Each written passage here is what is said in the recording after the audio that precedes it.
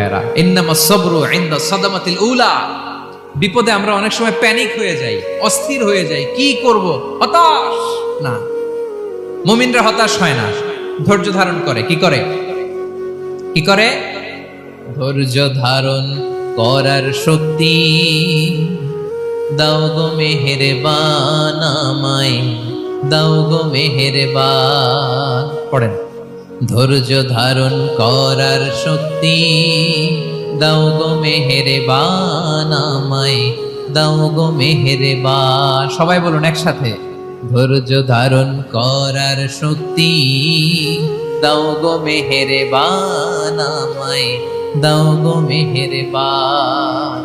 বুকের ভেতর ব্যথার নদী বইছে অবিরা, বইছে বইছে অবিরা। পড়ুন, ধৈর্য